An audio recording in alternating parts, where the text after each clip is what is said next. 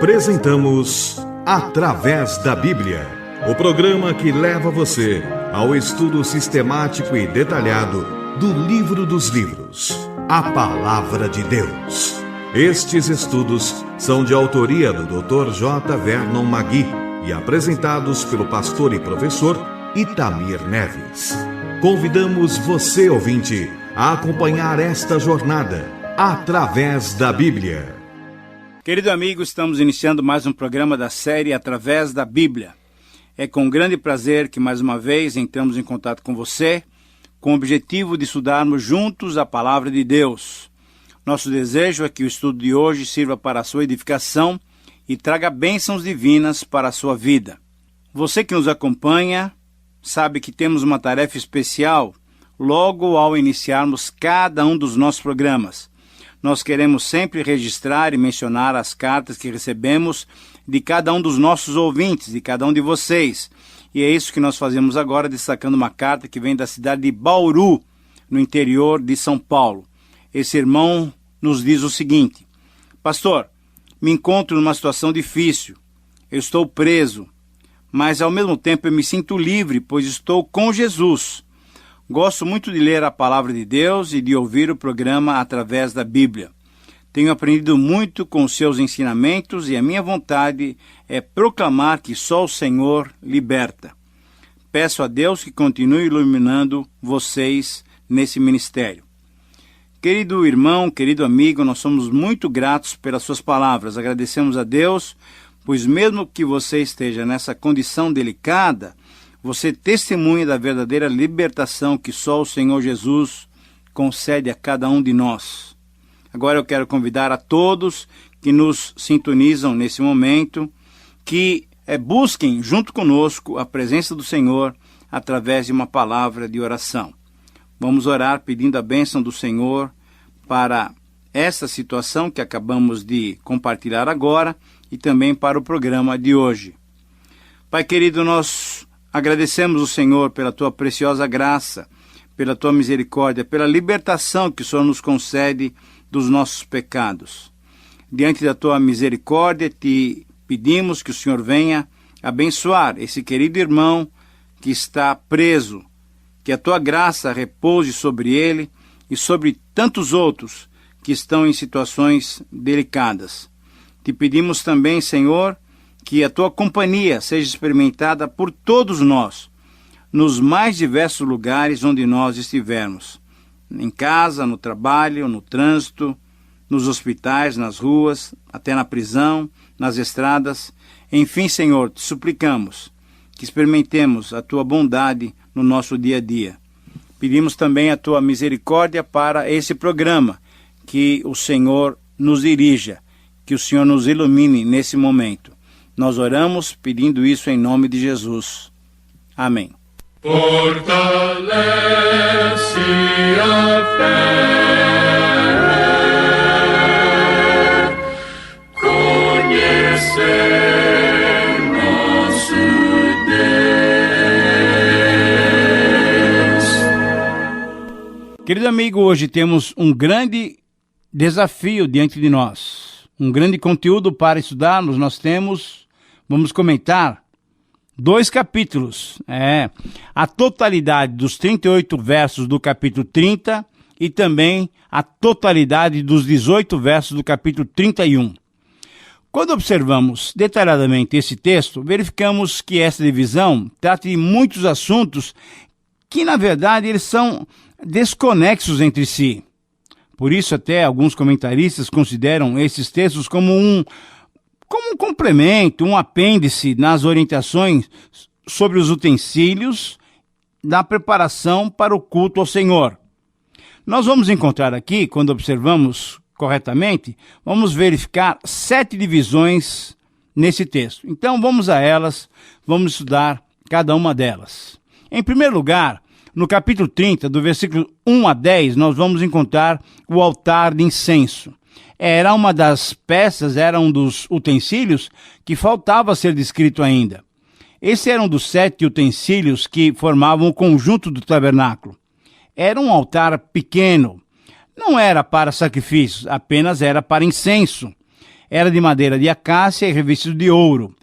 Deveria ter pequenos chifres nas 4 pontas, além das argolas e dos varais usados para que fosse carregado com facilidade. Ele ficava em frente do véu, portanto, dentro do lugar santo, bem à entrada do Santo dos Santos, conforme o versículo 6. Esse altar era aceso pelo sumo sacerdote pela manhã e à noite, quando ele vinha para acender o candelabro, conforme o versículo 7, com um incenso aromático. A fumaça que cobria o propiciatório protegia o sumo sacerdote da presença divina. E além de ser proibida a queima de qualquer outro sacrifício nesse altar, somente eram oferecidos ali um incenso adequado, que ainda nós veremos no capítulo de hoje, lá no versículo 10. Apenas uma vez por ano poderia-se fazer um sacrifício para purificação. Essa cerimônia era feita no dia do perdão ou no dia da expiação. Aprendemos com esse altar que quando vamos à presença de Deus, não levamos nada conosco, a fim de nos tornarmos acessíveis ao Senhor. Não. Quando vamos à presença de Deus, vamos em nome de Jesus Cristo. Em nossas orações não há nenhum mérito pessoal. Nós devemos ir à presença do Senhor somente em nome do Senhor Jesus Cristo. Em segundo lugar, na segunda divisão do capítulo, em 30, 11 a 16, todo homem com mais de 20 anos deveria pagar um resgate por si próprio ao ser definitivamente relacionado no povo de Israel, com o objetivo de não virem pragas sobre ele. O pagamento servia como ato de expiação individual e assegurava os direitos de Deus sobre Israel. O valor era metade de um ciclo, isso é, aproximadamente 12 a 14 gramas de prata, conforme vamos verificar no capítulo 38, 25 a 28, que revela também que foram arrolados, nesse censo, 603.550 homens com mais de 20 anos de idade, isso é, homens prontos para a guerra. Esse resgate era o testemunho da dependência de Israel da misericórdia divina. Já era um princípio estabelecido em Israel que todo primogênito pertencia a Deus e então deveria ser resgatado por um sacrifício por causa do pecado individual. Uma terceira divisão desse capítulo, em 30, 17 a 21, nós encontramos as orientações sobre a bacia de bronze. Ela era feita de uma liga de cobre e estanho. Ficava entre o altar e a entrada do santo lugar. Essa bacia era também conhecida como tanque de bronze, pois estava no átrio, junto ao altar dos holocaustos, e os utensílios que ficavam fora da tenda, você deve se lembrar, eram feitos de bronze, e não de ouro e prata, conforme aqueles que estavam dentro da tenda. Conforme 38:8, o bronze usado para a confecção dessa bacia foi doado pelas mulheres israelitas. Sabe por quê? Elas usavam bronze como espelhos. Mulher sempre foi vaidosa, então ela tinha peças de bronze e bem polido, eles pareciam espelhos. O bronze bem polido refletia muito bem a imagem daquele que se olhava e servia então como os nossos espelhos atuais. Essa bacia servia para que Arão e seus filhos e os futuros sacerdotes lavassem suas mãos e os seus pés quando entrassem na tenda. Isso é, quando entrassem no santo lugar e quando fossem então ministrar ao Senhor. Então, querido amigo, depois de lavarem-se e purificarem-se, o sacerdote podia entrar e adorar mediante a oferta de um incenso. O objetivo dessa purificação era a realização de uma ministração pura e santa. Negligenciar essa purificação seria um desprezo para com a santidade divina e poderia incorrer em morte. Pois o serviço do Senhor estava sendo feito de modo impuro. Simbolizava a santidade e a purificação da vida colocada a serviço do Senhor. Mas além dessas aplicações espirituais, é claro também que essa bacia tinha o seu valor prático, pois certamente os sacerdotes necessitavam se lavar depois de oficiar diversos sacrifícios e rituais que envolviam o sangue. Agora vamos para a quarta divisão desse capítulo. Capítulo 30, versículos 22 a 33. Aqui temos as orientações sobre o óleo da unção. Alguns o chamavam de óleo da santa unção. Ele seria confeccionado com especiarias das mais excelentes possíveis. Essa mistura incluía especial 5 elementos: a mirra, um arbusto usado especialmente para o incenso e perfume, o cinamomo, conhecido por nós como canela, a canela, o cálamo, conhecido por nós como a cana aromática. Muitas vezes, na antiguidade, essa cana era usada no seu caule como uma pena para se escrever no pergaminho ou no papiro. Era usada também a cássia, um arbusto ornamental, e além dessas especiarias, incluía-se também, sabe o quê? O azeite de oliva, lógico. Esse óleo da unção deveria ser usado especificamente para as consagrações do tabernáculo e da sua mobília, conforme nós lemos nos versículos 26 a 29. Somente Arão e os seus filhos, sacerdotes, seriam ungidos também com esse óleo, conforme o versículo 30. E nenhum outro, veja só, nenhum outro homem poderia ser ungido com esse óleo, e até a confecção dele era proibida, com implicações que poderiam levar à morte quem desobedecesse a essas recomendações. Mas prosseguindo no texto, nós encontramos em quinto lugar, nos versículos 34 a 38, o incenso sagrado ou incenso para o altar. Veja só, um era o óleo da unção, agora nós vamos ver o incenso para o altar. Esse incenso era composto também por especiarias diferentes das usadas para o óleo da unção, mas também eram em número de 5 e eram especiarias muito especiais. Para esse incenso, que deveria ser feito por um perfumista, se usavam o bálsamo, a ônica, o galbano, o incenso puro em medidas iguais, e se usava também, sabe o quê? Sal puro e santo. O uso do sal era muito significativo. Havia pelo menos 2 possíveis interpretações. Primeiro, o sal misturado ao incenso facilitaria sua queima mais rápida. Ou então, em segundo lugar, uma outra interpretação, o sal misturado ao incenso serviria para preservá-lo, para preservar o incenso por mais tempo, uma vez que seria fabricado em grande quantidade, conforme o versículo 36. Mas certamente um valor simbólico e espiritual poderia ser visto também, pois o sal fazia parte das refeições que confirmavam as alianças, conforme Levítico 2:13. Uma parte do incenso seria moída a pó e seria colocada diante da arca do testemunho, onde Deus se encontraria com Moisés. Veja só, diferente do óleo da unção, que era santo, conforme o versículo 31, esse incenso, por estar mais próximo da arca, seria considerado santíssimo, conforme lemos no versículo 36. Esse incenso seria dedicado somente ao Senhor e o seu perfume, perceba bem esse detalhe, o seu perfume não poderia ser inalado por ninguém, com pena de morte decretada sobre aquele que desobedecesse tal mandamento. O uso do sal como ingrediente, simbolicamente aplicado aos cristãos, é claro e é direto.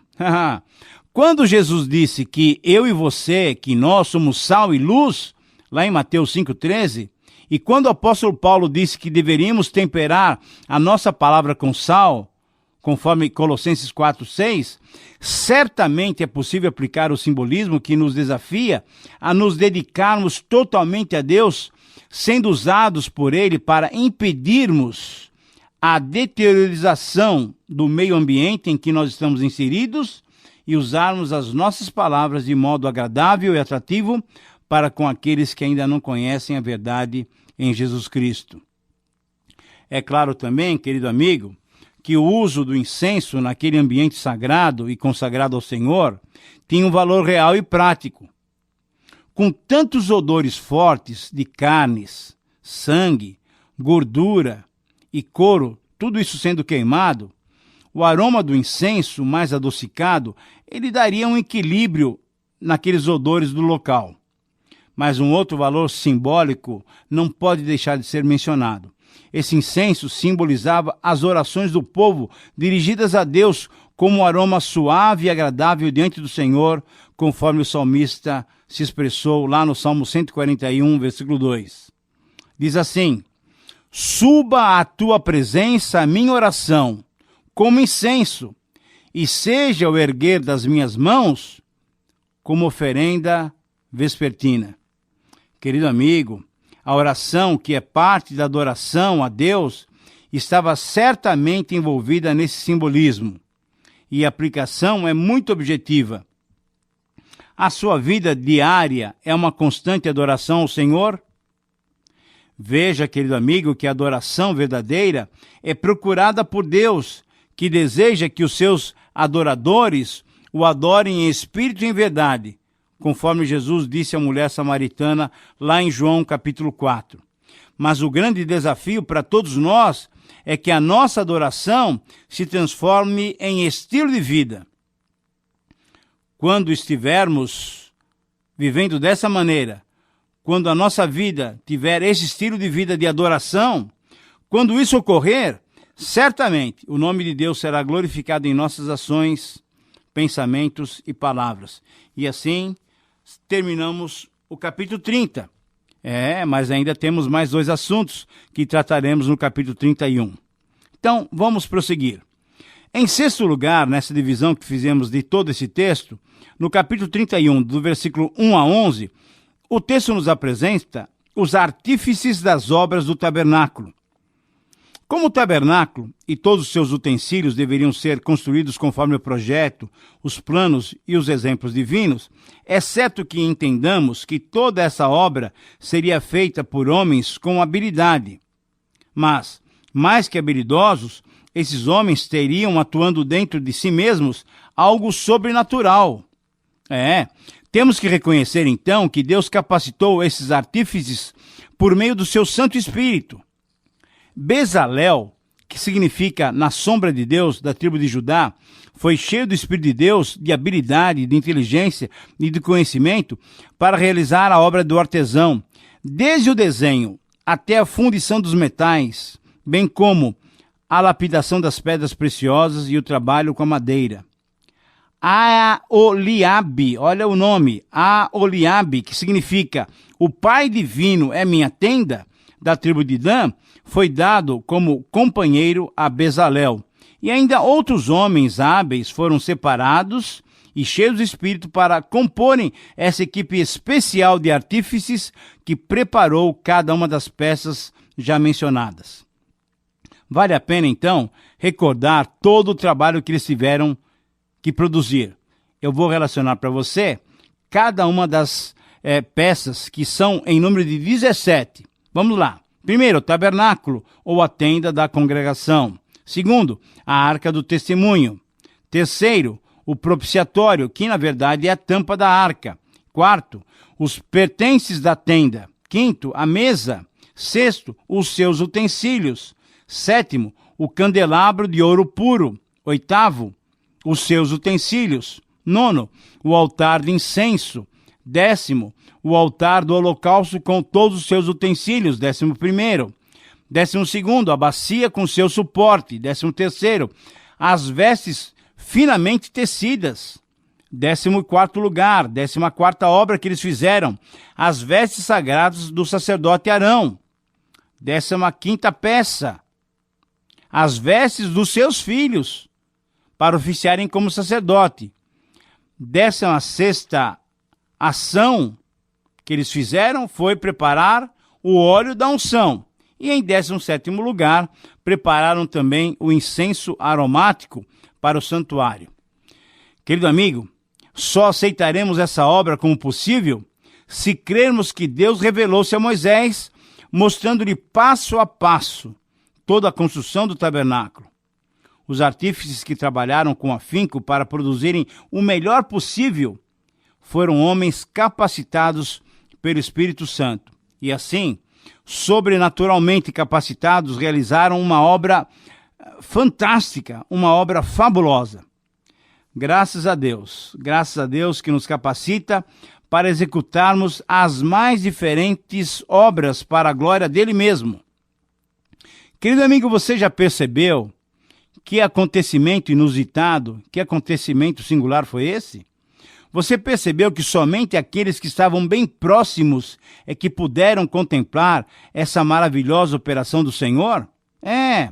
Somente o nosso Deus é que nos dá capacitação para realizarmos qualquer obra, da mais simples, como a construção de objetos e utensílios, até a mais complexa e gloriosa, como a de testemunharmos do seu amor e sermos usados por Ele mesmo como canais para a salvação de pecadores. Você, querido amigo, tem sido usado por Deus para a realização desses seus eternos planos, dos eternos planos divinos? Em sétimo e último lugar, em 31:12-17, encontramos as diversas orientações sobre o sábado. Na verdade, um reforço sobre o mandamento do sábado. Guardar os sábados era guardar a aliança, uma vez que o sábado simbolizava o relacionamento específico entre Deus e o povo de Israel. Até para construírem o tabernáculo e seus utensílios, até para confeccionarem as roupas especiais de Arão e de todos os sacerdotes, enfim, mesmo fazendo qualquer trabalho e sendo cheios do Espírito Santo para toda e qualquer realização, era importante a obediência à lei do sábado, pois essa obediência demonstraria como ia o relacionamento com Deus.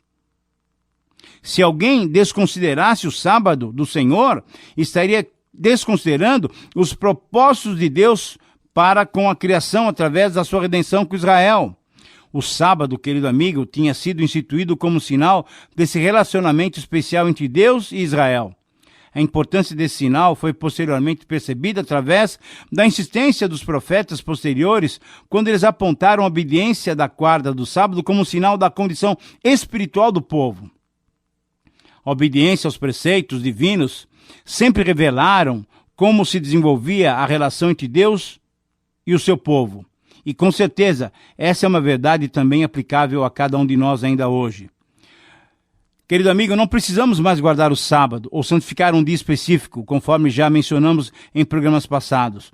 Mas o princípio da mordomia, o princípio do descanso, é importante como demonstração do nosso relacionamento com Deus.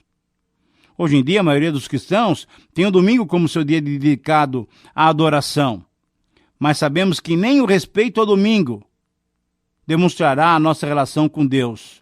Pois podemos ter obrigações no domingo e separarmos um outro dia para cultuarmos a Deus.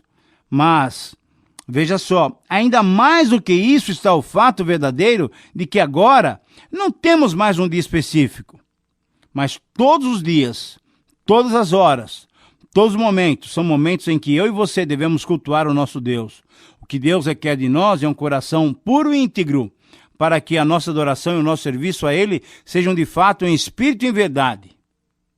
Você tem agido assim? Sinceramente, espero que sim. Querido amigo, esse capítulo termina com um verso muitíssimo importante. O verso 18 literalmente diz assim: E tendo acabado de falar com ele no Monte Sinai, deu a Moisés as 2 tábuas do testemunho, tábuas de pedra, escritas pelo dedo de Deus. A passagem paralela a esse verso é que se encontra em Deuteronômio 5:22, quando Moisés, ao se despedir de Israel antes da conquista da terra prometida, relata aos israelitas da segunda geração todos os acontecimentos daquela jornada de 40 anos pelo deserto e lhes transmite novamente a lei do Senhor. A entrega da lei a Israel, através de Moisés, era um cumprimento da promessa de 24, versículo 12. Deus disse a Moisés ali: Sobe a mim, sobe ao monte, e fica lá, dar-te-ei tábuas de pedra e a lei e os mandamentos que escrevi para os ensinares. Querido amigo, a lei de Deus deve ser praticada e deve ser ensinada. Chegamos então ao final de mais um programa, chegamos ao final de mais um tempo de estudo precioso na Palavra de Deus. Você deve se lembrar das palavras do apóstolo Paulo, lá em Romanos 15:4 e em 1 Coríntios 10:11. Será que você se lembra? Deixe-me ajudá-lo. Diz assim o texto: Pois tudo quanto outrora foi escrito para o nosso ensino foi escrito, a fim de que, pela paciência e pela consolação das Escrituras, tenhamos esperança. E ainda, essas coisas lhe sobrevieram como exemplo e foram escritas para advertência nossa, de nós outros, sobre quem os fins dos séculos têm chegado. Sim, querido amigo, Deus quer nos ensinar através da sua palavra Tudo que foi registrado tem valor espiritual e pode e deve ser aplicado em nossas vidas. O segredo é extrairmos os princípios eternos que estão enraizados no texto. Minha oração sincera é que esses programas possam ajudá-lo, sirvam como ferramentas iniciais para você adequar a sua vida à vontade do Senhor. Obrigado por sua companhia. Que Deus te abençoe.